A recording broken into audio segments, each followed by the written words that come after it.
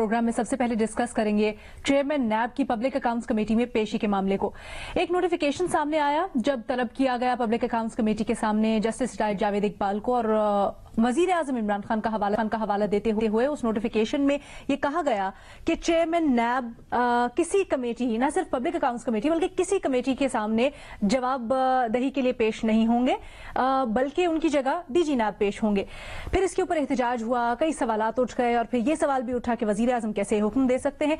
इसके बाद चेयरमैन नैब ने एक और खत लिखा नेशनल असेंबली के सेक्रेटरी को, और उसमें ये पहला खत जिसमें वजीर आजम का हवाला दिया गया था उसको विड्रॉ करने की दरखास्त दी गई। कहा गया कि वो ये खत वापस लेना चाहते हैं। खत में उन्होंने कहा कि जो वजीर आजम का नाम लिखा गया है वो गलती से या हादसाती तौर पर लिखा गया है और वजीर आजम का हवाला दिया गया है।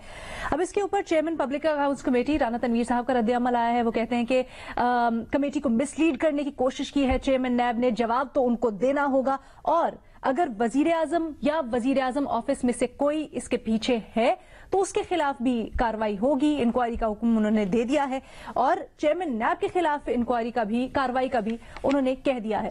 तो अब हमने इस मामले को डिस्कस करना है। सवाल हमारा कुछ यूं कि क्या नैब के खिलाफ कार्रवाई होगी, हाँ या नहीं के ऑप्शन है हमारे एनालिस्ट के पास। पैनल पर हमें ज्वाइन कर रहे हैं हसन निसार साहब, रीमा उमर साहबा, मजहर अब्बास साहब और इरशाद भट्टी साहब।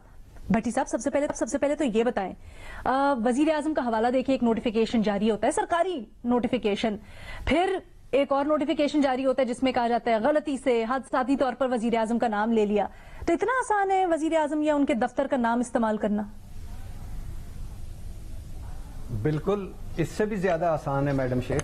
अगर कहते हैं तो मैं आपको एक खत भिजवा देता हूं कि मजहर अब्बास साहब की जगह मेरा पैगाम ले लिया करें बहुक्म वजीर आजम पाकिस्तान, इस्लामी जमहूरिया पाकिस्तान, या जब रीमा उमर साहबा बोलने लगे तो उनकी आवाज म्यूट कर दिया करें बहुक्म वजीर आजम इस्लामी जमहूरिया पाकिस्तान। बिल्कुल आसान है, मैं कर सकता हूं ऐसा। अगर आप चाहते हैं तो आपको खत भिजवा दूंगा।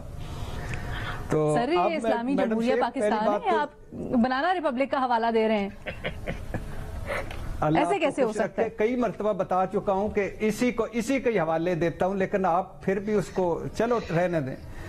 मैडम शेख, इस सवाल पर आने से पहले राना तनवीर हुसैन साहब ने एक बड़ी खूबसूरत बात की है। राना साहब, इस बात पर शुक्रिया।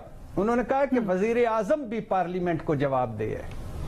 क्या राना साहब, आपको 3.5 सालों में क्या लगा, ऐसा लगा है कि इमरान खान साहब पार्लियामेंट को जवाब दे हैं और उन्हें हर बुध को आना था पार्लियामेंट में, वो तो छोड़ दें?